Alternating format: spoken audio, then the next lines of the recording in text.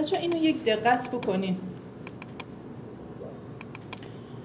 چیزایی که از اول توی این مبحث ویندوز با هم دیگه کار کردیم، میز کار یا دسکتاپ رو معرفی کردیم، تسک بار بوده، نوار وظیفه بوده، قفل کردن نوار وظیفه، اونا هم که همه رو بهتون تو جلسه اول گفتم.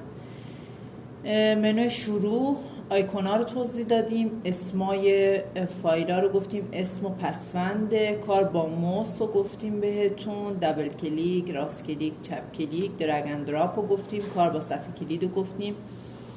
کلیدهای تابعیمونو که از F1 تا F12 بود تو بحث نوتپد با هم کار کردیم. گفتیم F2 بیشتر تغییر نام میده، F5 برای رفرش کردن، F1 برای باز کردن دفترچه راهنما هست. بعد دیگه کلیدهای ترکیبی کنترل آلت و شیفت رو زدیم که اگه یادتون باشه چی رو میزد؟ آلت کنترل و شیفت. کلا کلیدهای ترکیبی ان اینا، کنترل آلت و شیفت. مثلا آلت و شیفت رو با هم میگرفتیم، تغییر زبان سیستم بود. کلیدهای اصلی آیکون کامپیوتر رو روی صفحه دسکتاپ داشتیم که این چند تا آیکون رو براش داشتیم برای خارج شدن، جمع کردن پنجره، بازگرداندن پنجره به اندازه قبلی و ماکسیمایز کردن. نوار آدرس رو داشتیم، منو، نوار ابزار استاندارد و نوار وضعیت که پایین ترین نوار تو پنجره ها بود، یعنی تو این پنجره که باز میکردیم این نوارا رو توضیح دادیم براتون. بعد پوشه ها گفتیم همون آیکونای زرد رنگ بودن، فقط نام داشتن، حجم نداشتن. فایل هر چیزی غیر از پوشه میشد برای ما فایل رو انگار داشتیم. برای فایل ها یه نام داشتیم، یه پسوند داشتیم که یادتون باشه گفتم پسونداشون خیلی مهمه و در واقع شناسایی میشن از رو پسوندا. نمایش پسوندا برای مخفی کردن و از حالت مخفی در آوردن کجا میرفتیم بچه‌ها؟ تو قسمت ارگنایز میرفتیم. کدوم قسمت؟ فولدر اند سرچ. آپشن تو این قسمت میومدیم تو قسمت ویو. تیک هاید اکستنشن رو اگر میذاشتیم مخفی میشد و اگه بر میداشتیم از حالت مخفی در میومد. ویو نحوه نمایش آیکونا بود که خیلی هم مهم بود. اگه یادتون باشه ویومون در واقع این گزینه بود که به حالتهای مختلفی آیکونای صفحتون رو بهتون نشون میداد. معمولا در حالت دیتیل قرار داره که وقتی حالت دیتیل، اگه سرستون بالا رو نگاه کنین، نام، دیت مادیفای، تایپ و سایز اونو داره بهتون نمایش میده. در حالتهای دیگه که باز این زبانه رو بالا یا پایین میبردین به حالتهای مختلف در میومد که باز اینا رو توضیح دادیم. سورت بای رو داشتیم، مرتب سازی آیکون های دسکتاپ و داخل پنجره ها رو داشتیم که یادتون باشه میگفتم هم میتونیم راست کلیک کنیم سورت بای یعنی مرتب کردن و به وسیله نام اسندینگ میشد صعودی یا نزولی، به وسیله دیت مادیفاید یعنی تاریخی که تنظیم شده، یا تایپ نوعشون یا سایزشون میتونستیم تنظیم کنیم. هم یه راه میانبر و سریع بهتون گفتم این مثلثه اگه نوکش به سمت بالا باشه میشه صعودی، اگه نوکش به سمت پایین باشه به صورت نزولی مرتب میکنه. اینا رو هم به هم میشه، یعنی بر اساس دیت مادیفاید، بر اساس تایپ یا بر اساس سایز میتونستیم مرتب بکنیم. اینجا اومدیم نام سیستم عامل. اینو نگفتم بهتون که الان همین قسمت رو بهتون بگم. خب ببینید بچه‌ها، اگر شما روی کامپیوترتون راست کلیک کنین پروپرتیستون رو بزنین، اینجا یه سری اطلاعات داره به شما میده. من چه اطلاعاتی رو میتونم از سیستمم ببینم؟ مثلا شما دوستتون بهتون میگه که مثلا ویندوز تو چه نسخه‌ایه، یا تو چقدر رم داری، یا سی پی یو تو چقدر سرعت داره. برای که این جوابا رو به دوستتون بدین باید بیان راست کلیک کنین رو کامپیوتر و این گزینه‌ها رو بخونین. میان قسمت ویندوز ادیشن، اینجا بهش بگین ویندوز من 7. اگه گفت مثلا مال کپی رایتش مثلا مال چه سالی هست، مثلا اینجا میگیم مال سال 2009، سرویس پک 1 هست. سیستمتون رو از قسمت اینجا نگاه میکنین. مثلا میگیم پروسسور من اینتل کور i5 سی پی. خب چقدر سرعتشه؟ میگی 320 گیگا هرتز. این دقت بکنین، این تو سوالای تستی ممکنه براتون بیاد. واحد اندازه‌گیری سرعت سی پی یو با چی میسنجن؟ میگین گیگا هرتز و علامت اختصاریش GHZ. اینستال مموری یا رم میشه 4 گیگابایت رمتون هست. سیستممون 32 بیتیه و اینا دیگه هم دیگه چیز خاصی نداره، مال نصب ویندوزه، ولی همین نکات خیلی مهمی هست. خب برای که اینو یادتون نره من اینو خارج میشم ازش. شما هر کسی ببینه سیستمش چه اطلاعاتی داره نگاهی بهش بندازین.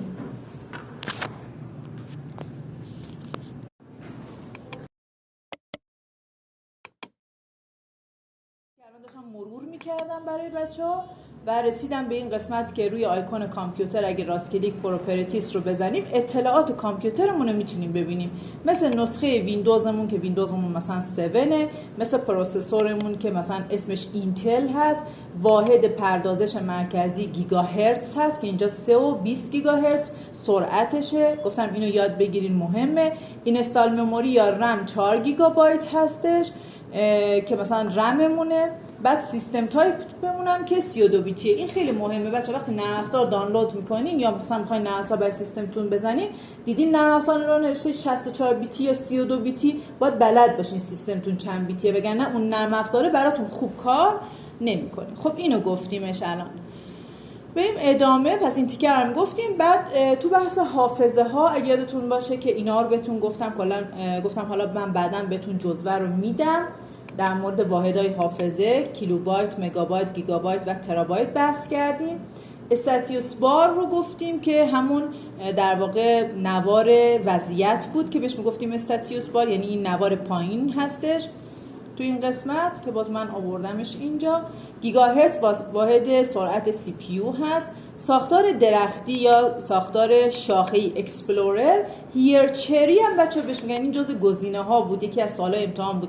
مثلا همین تیکه اینجا رو که یادتون باشه ما بهش میگفتیم اکسپلورمونه دیگه. اکسپلور یعنی من از اینجا دیگه وارد درایوا و پوشه ها میشم، مثلثا رو میزدم اگه یادتون باشه. مثلا اگه سفید بود یعنی بسته، یه وقتی باز میکردم مثلا مشکی میشد، بعد مثلا باز پوشه 1000 میتونستم باز کنم و برم داخل پوشه های تو در تو. خب این ساختار هم بهش ساختار درختی است و ساختار اکسپلور و هم بهش هیرچری هم گفته میشه. توی گزینه ها آورده بود، اینا یادتون باشه. مدیریت فایل ها و پوشه ها بچه چیا رو داشتیم؟ ایجاد پوشه رو داشتیم که نیو فولدر بود، تغییر نام بود، رینیم بود. برای تغییر نام 3 تا حالت داشتیم، گفتیم هم میتونیم 2 تا کلیک با فاصله بزنیم، هم F2 بزنیم، هم راست کلیک رینیم بزنیم. کپی و انتقال پوشه ها رو داشتیم که باز کلیدای میانبر کات و کپی و پیست رو بهتون گفتم. حذف کردن رو داشتیم، شیفت و دیلیت رو بهتون گفتم، دیلیت رو گفتم. الان یک قسمت مهمی که میخوام بهتون درس بدم سرچه که حالا اینو میذارم. شورتکات ها رو توضیح دادیم، یا میانبرها بودش، زیپ کردن در واقع پوشه ها رو یا همون فشرده سازی و از حالت فشرده سازی خارج کردن رو بهتون گفتیم. پینت عکس گرفتن از صفحه دسکتاپ بود، عکس میگرفتیم میبردیم کجا؟ روی مثلا صفحه پینت و اونجا ذخیرهش میکردیم. نوتپد رو بهتون برنامهش رو توضیح دادم. کلیدایی که توی صفحه داشتیم کنترل آ انتخاب همه بود، کنترل انتخابای پراکنده رو داشتیم، شیفت انتخابای پشت سر هم رو داشتیم. اینا اگه یادتون باشه چجوری بود؟ مثلا توی اینجا که بودم کنترل اگه بگیرم این فایل و اینو با اینا انتخاب میکنم که بهش میگفتیم انتخابهای پراکنده. شیفت رو اگه بگیریم شما اینو با اینو بگیرین، شیفت رو بگیرین همه رو کنار هم انتخاب میکرد. کنترل آر هم که میزدیم کلش رو برامون انتخاب میکرد. خب اینا هم که باز بحث کرده بودیم. کنترل زد برگشتن یک قدم به عقب بود، یعنی هر کاری انجام داده بودین یک کنترل زد میزدین برمیگشتین. نامگذاری واحدهای حافظه هم که همون بیت و بایت بود، باز اینا اینجا دوباره توضیح دادم. نامگذاری فولدرها، ساختار فایل، اسم و پسوند. پسوندا خیلی مهمه. پسوندا txt میشد فایلای متنی، پسوند فایلا. jpg bmp png میشه فایلای عکسی. mp3 wave فایلای موسیقی. mp4 mpeg dat avi فایلای فیلمیه. pdf فایلای نوشتاری غیر قابل تغییر. docx میشه word xls فایلای اکسل. پاورپوینت PPTX اکسس فایلای اکسس داریم که اینا میشن فایلای آفیس. اگزه فایلای اجرایی هستن. رر و زی فایلای فشرده هستن. HTML فایل‌های اینترنتی هستن. کات و کپی پست هم که گفته بودم. سفارش کردن صفحه دسکتاپ جلسه قبل براتون توضیح دادم. راست کلیک کردن و پرسونالایزیشن بود. عکسای پس زمینه اسکرین سیور رو گفتیم. استارت تاسک منیجر رو گفتیم بهتون که گفتیم برنامه‌های در حال اجرا، برنامه‌های قفل شده، مشکل دار شدن، نان رسپاندینگ یا آلت کنترل دیلیت رو می‌زدیم. اطلاعاتی که از کامپیوتر میگیریم هم که الان راست کلیک کامپیوتر بهتون گفتم. نکات مربوط به سرچ رو میخوام بهتون بگم، یعنی مبحث آخری که دیگه توی درسمون داریم یه دور کامل الان براتون گفتم. الان هم سرچ رو میخوایم با هم دیگه بررسی بکنیم. این فایل رو دیگه الان چون دیگه اوکیش کنم که بنویسم پی دی افش میکنم براتون میذارم تو گروه به اضافه سوالای ویندوز.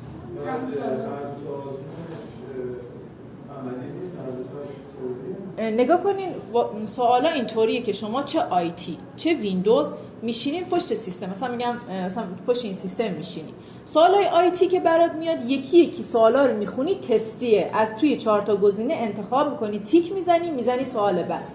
این حل کردنی نیست، فقط تسته. خب هم پایان آزمون 25 تا سوال تو که 30 تا 25 تا چیزی سوالات که تموم میشه نمره‌تو بهت میگه مثلا 80 85 90 قبول میشی. این که از آیتی. برای ویندوز سوالا یکی یکی که برات میاد سوالا باید انجام بدیم. مثلا بهت میگه که اسم این پوشه رو عوض کن، خودش پوشه رو بهت گفته، راست کلیک میکنی اونجا که عوض میکنی میزنی سوال بعدی نمره برات محسوب میشه. اینجا ما میگیم عمل کردنیه، برای اون میگیم میشه تست. یعنی سوالا رو همه رو از پای کامپیوتر انجام میدیم این شکلی. حالا انشالله انجام که بدیم یه نمونه آزمون آزمایشی من براتون انجام میدم، خب که ببینین دارم چیکار میکنم.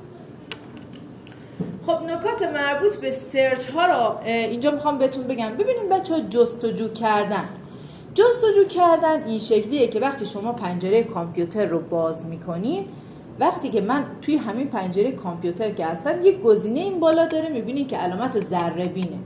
خب اول مسیر رو بهتون بگم. ببینیم بچه‌ها من اگر بیام اینجا سرچ رو بزنم در واقع چه اتفاقی برای من میفته؟ میاد تو کل درایو دنبال میگرده.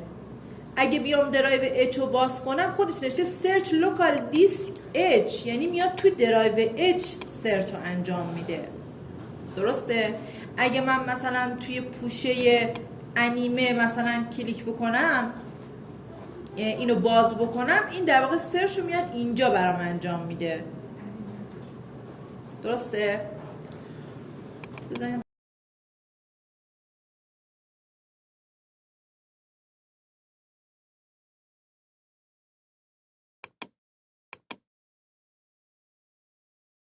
به عنوان مثال بچه‌ها فرض کنین که من میخوام داخل درایو ای سرچ انجام بدم. درایو ای رو باز میکنم، اینجا نوشته لوکال دیسک ای. برای سرچ کردن من چند راه دارم. یک، اون چیزی که میخوام دنبالش بگردم اسمشو کامل بلدم. میگم اسمش بوده ICDL، مینویسم ICDL، اسمشو یاد دارم. خب تو درایو ای میاد هر چی کلمه ICDL برای من پیدا میکنه. حالا میخواد فایل باشه، میخواد نمیدونم برنامه شورتکات باشه، فایل زیپ با فایل باشه، پوشه باشه، همه رو برای من چیکار میکنه؟ پیدا میکنه. گاهی وقتا هستش که میگم نه من یادمه که، یا نه مثلا میگم که من تو درایو ای میخوام هرچی عکسه برای من بیاری. خب وقتی من میگم هرچی عکسه یعنی اسمشو بلد نیستم دیگه، درسته؟ فقط چیشو میدونم؟ عکس، پسوندشو میدونم. پس من به جای اون چیزی که نمیدونم بچه‌ها ستاره میزنم، میگم ستاره، یعنی من اسمشو بلد نیستم، نقطه میذارم. میگه خیلی خوب ستاره نقطه. پسوند چیه؟ دنبال چی میگردی؟ میگم دنبال جی پی جی بگرد، یعنی هرچی جی پی جی داری برای من پیدا کن. این میاد چیکار میکنه؟ میاد توی درایو ای برای من دنبال میگرده، میگه تمام اینا عکسه. خب این پایین چی نوشته برام؟ نوشته تو 367 آیتم داری، یعنی 367 تا عکس فقط توی درایو ای داری. خب حالا فرض کنیم که ببینیم بچه‌ها همش هم جی پی جی، اسمشو نگاه کنیم برامون مهم نیست دیگه اسمش چیه، هر چی میخواد باشه. نگاه کنیم اصلا هر چی میخواد باشه. خب با پسوندهای مختلف میایم سرچ کنیم دیگه. چه پسوندهایی بلدیم؟ مثلا میخوام فایلای ورد رو پیدا کنم، میگم اسمش باشه ستاره یعنی مهم نیست، داک ایکس، میگم هر چی داک ایکس داری فایل ورد داری برام پیدا کن، یاد برام پیدا کن. میگه تو اینجا 103 تا آیتم یا فایل ورد داری، نیا کنی دیدی؟ خب اگه یه فایلی رو پیداش کردین مثل این، چجوری من آدرس اینو کپی کنم؟ یه راست کلیک روی فایلی که پیدا شده میکنین، میگین پروپرتیز، بعد میایین توی این قسمت کو آدرسش نوشته لوکیشن، میخوام آدرسشو بدونم دیگه. اینو چیکار میکنم؟ کلا انتخابش میکنم. ببینید درایو ای، پوشه وکیلی، پوشه ICDL، پوشه کلاس ICDL، یعنی پوشه های تو در تو رو اگر دقت بکنین آدرس کامله، کامل داره آدرس بهم میده. گاهی وقتا همین آدرس رو لازم داره، میگه آدرس رو کپی کن، مثلا بیار توی این کادر پایین پیست کن، یه کادر بهتون میده یا یه جایی بهتون میده، میگه آدرس رو کپی کن، راست کلیک کپی، بعد ببر هر جایی که گفتن پیست کن. این ممکنه سوال امتحان باشه. خب بریم دیگه سرچ های دیگر ببینیم دیگه چی میتونیم سرچ کنیم. ستاره نقطه XLSX، کی میدونه این فایل ها چی بودن؟ اکسل، فایل های اکسل XLSX، هر چی فایل اکسل برام پیدا کرده، میگه 23 تا فایل اکسل داری. خب فایل های پاورپوینت ببینم چی داره. ستاره نقطه PPTX، چند تا داره؟ 19 تا. دیگه چه فایلایی بگم؟ مثلا اینم فایل مثلا موسیقی داره، MP3، چند تا فایل موسیقی داره؟ میگه اینا همه فایل موسیقی. 90 تا آیتم. میگم فیلم چی داری؟ MP4، چیزی نداره، نو آیتم. خیلی خوب. میگم AVI چی داری؟ فایلای با پسوند AVI، میگه اینا همه AVI، فیلم هم هست. دیگه چی بگیم؟ اگزه میگیم چند تا داری؟ اگزه، فایل اگزه میگه 87 تا فایل اگزه دارم. خب پس این که تا اینجا اسمش برام مهم نبود، پسوندش مهم بود. حالا گاهی وقتا میشه بچه‌ها من از مثلا اون چیزی که دارم دنبال میگردم کلمه اولش رو میدونم یا مثلا حرف اولش رو میدونم. یادتون باشه وقتی میخواین جای حرفا قرار بدین از علامت سوال استفاده کنین. به عنوان مثال من میگم حرف اولش یک عکسی بوده، حرف اولش یادم تی بود ولی باقیشو نمیدونم چی بود. خب چون باقیشو نمیدونم چی بود، چی بذارم بچه؟ ستاره دیگه، درسته؟ تی ستاره. حالا نقطه مثلا میگم JPG، تی ستاره نقطه JPG، درسته؟ این برای اینه که بقیه‌شو نمیدونم. ولی اگه میدونستم چند حرفیه چی؟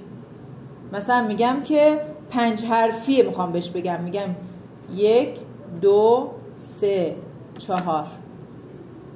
ببینین الان حرف اولش تیه، بعد 5 حرفیه،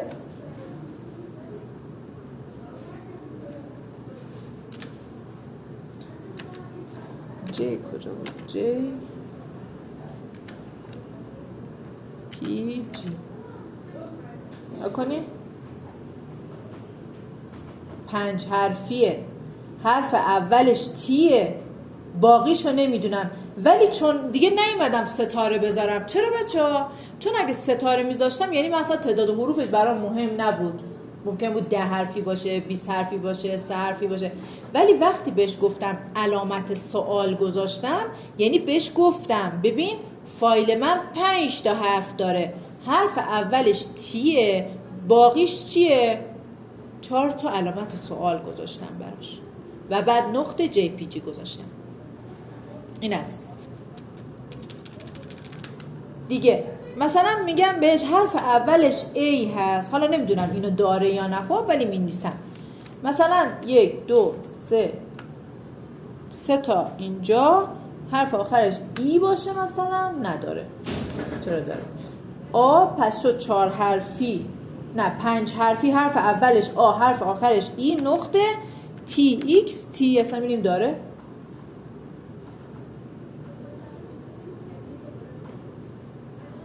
ممکنه نداشته باشه، چون همجوری زدم دیگه، گفتم حرف اولش آ باشه، حرف آخرش ای باشه، 5 حرفی باشه، پسوندش هم TXT باشه.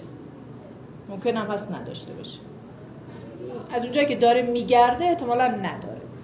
خب اشکالی هم نداره. مهم این بود که شما اینو یاد بگیرید. من توی این بچه‌ها براتون نوشتم یه چیزایی، حالا تا جایی که اوکی هست. مثلا نوشتم که نکات مربوط به سرچ ستاره نقطه JPG، مثلا اینا رو گذاشتم که متوجه بشین. مثلا 4 تا علامت سوال یعنی 4 حرفیه. آ ستاره یعنی حرف اولش آی، باقیش برامون مهم نیست. پسونداشم که نوشتم. خب چیز دیگه خاصی هم که نداره. فقط یه چیز دیگه هم که الان به ذهنم اومد، اول سرچ رو بهتون بگم تمرین کنین، بعد چند تا تمرین من میگم شما انجام بدین. قسمت دیگه که بچه الان یادم اومد، هلپ اند ساپورت رو یادم رفت بهتون بگم. بچه توی نوار منوی استارت، حالا نمیدونم فکر کنم شاید هم گفته باشم ولی یادآوری میکنم. هلپ اند ساپورت بچه دقیقاً مثل وقتی که ما یه مثلا تلویزیون میخریم، نمیدونم یه دستگاهی رو میخریم، همراه خودش یه دفترچه داره. دفترچه راهنمای ویندوز بچه اینه. حالا این در 2 حالت میتونه به من کمک بکنه، یا آفلاین سرچ بکنه هلپو، یا میتونه آنلاین سرچ بکنه که من معمولا همون آفلاینش رو در نظر میگم، یعنی هرچی تو خودش داره. اگه آنلاینش رو بزنین خب وصل میشه به گوگل و کلا تو گوگل براتون سرچ میکنه و میاره. اینجا بچه در قسمت کادر سرچ شما باید همون کلمه ای رو که توی امتحان بهتون میگن سرچ کن، کلمه رو حالا بهتون یاد میدم، دقیقاً کپی میکنین اینجا میذارینش که در مورد اون سرچ کنین. به عنوان مثلا من چی میخوام سرچ کنم؟ مثلا بهش میگم که من میخوام در مورد پرینتر یه اطلاعاتی بهم بدی، چون من مثلا پرینتر یاد ندارم چجوری نصب کنم. مثلا پرینتر خریدم من نمیدونم چجوری نصبش کنم. میام کلمه پرینتر رو اینجا مینویسم و اینتر میزنم. وقتی اینتر میزنین بچه‌ها یه صفحه براتون باز میکنه، میگه تو 30 تا نتیجه دارم، بهترین نتیجه های من 30 تا نتیجه برای کلمه پرینتر، از جمله این که مثلا اینستالش چطوریه، اینستال پرینت کردن توی شبکه چطوریه، اوپن پرینتر، تروبل شوتر یعنی مشکلاتی که وقتی من پرینتر رو باز میکنم چه تروب هایی داره، چه مشکلاتی براش به وجود میاد، این مشکلات رو به من نشون میده. اینستال ویو منیج یور دیوایس یعنی اینستال کنم، ببینمش، منیجش کنم و الی آخر. این چیزای مختلفی اینجا داره. پرینت کردن یک عکس چطوریه، مثلا من همینو میخوام، میگم آره پرینت کردن یک عکس چطوریه، روش کلیک میکنم یه صفحه باز میکنه برای من، ولی تمامش رو خب درسته به زبان لاتین داره توضیح میده، ولی خب اگه مثلا زبان انگلیسیتون خوب باشه کامل میتونین این رو بخونین و طبق دستورالعملاش اجرا کنین. مثلا گفته to print your own pictures، برای اینکه تو عکسای خودتو پرینت بگیری با چه کارهایی انجام بدی. اینجا داره توضیح میده که شماره 1 چه کار بکنی، شماره 2، شماره 3 و الی آخر همه گزینه‌ها رو کامل داره براتون توضیح میده. یا تو اوردر پرینت آنلاین، میگه اگه میخوای پرینت بگیری به صورت آنلاین، میخوای سفارش بدی با چه کاری انجام بدی، که باز این گزینه رو میخونین و اطلاعاتش رو میارین. حالا توی امتحان چی از من میخواد؟ توی امتحان بچه آورده بود که پرینتر رو مثلا بنویسین، برای اینستال پرینتر نوشته بود یکی از پاراگراف هایی که شما سرچ کردین رو انتخاب کنین و بعد اونو کپی کنین بیارین کجا، یه کادری بتونین گوشه میده، میگه تو کادر برام پیستش کن، یعنی همین که تو بلد باشی اینو بنویسی بدون غلط املایی این بالا بنویسی و سرچ رو بزنی براش کفایت میکرد، یعنی اون کارش رو انجام میداد. در مورد بچه پاراگراف و خط و جمله اینجایی براتون یه توضیح بدم که خالی از لطف نیست و بهتره بدونین. بچه در کلن جملات همیشه از یک کلمه شروع میشن تا نقطه، یعنی مثلا اگه به من بگن جمله اول کدومه، میگم این جمله اول تا نقطه. اگه بگن خط اول کدومه، میگم خب این خط اوله. اگه بگن پاراگراف اول کدومه، 3 بار کلیک میکنم، 3 بار، 1 2 3. ببینید یه پاراگرافه، با اینکه یه خطه ها ولی یه پاراگراف. نگاه کن این یه خط، 3 بار کلیک میکنم یه پاراگرافه. این مثلا کلش با هم یه پاراگرافه. با 3 بار کلیک کردن من پاراگراف انتخاب میکنم. خط میشه کلن از ابتدا تا انتهای خط، جمله میشه تا انتهای نقطه. معمولا تو امتحان مثلا میگه خط اول رو بگیرین. خب خط اول اینجوری انتخاب میکنی، بعد کپی میکنی، میگه مثلا بیار توی فلان کادر برای من پیستش کن، بیا تو صفحه ورد، مثلا صفحه ورد یا صفحه تکست، مثلا یه تکست باز کنیم. الان تکستامون کجا بود؟ اینجا پاکش کردم. نوتپد رو باز کنم، اینجا راست کلیک پیست. ببین همون جمله‌ای که اینجا آورده بود آوردم توی نوتپد ذخیره کرد. ممکنه بگه بیا تو نوتپد ذخیره کن و بعد که آوردی تو نوتپد ذخیرهش کن، میگین سیو است. خب میگه کجا؟ میگه ببر تو درایو سی پوشه ICDL، اسمش هم بذار مثلا تست. خب اسمش هم گذاشتیم تست. پسوندش هم میگه چی بذار؟ پسوندش هم که همون TXT سیو. ببینین الان من اینو با نام تست، حالا اشتباه غلط املایی دارم، تست نقطه TXT یه فایلی آوردم، رفتم از توی هلپ یه مطلبی آوردم اینجا سیو کردم و ذخیره کردم به همین شکل. حالا من الان به شما میگم شما انجام میدین و ذخیره میکنین.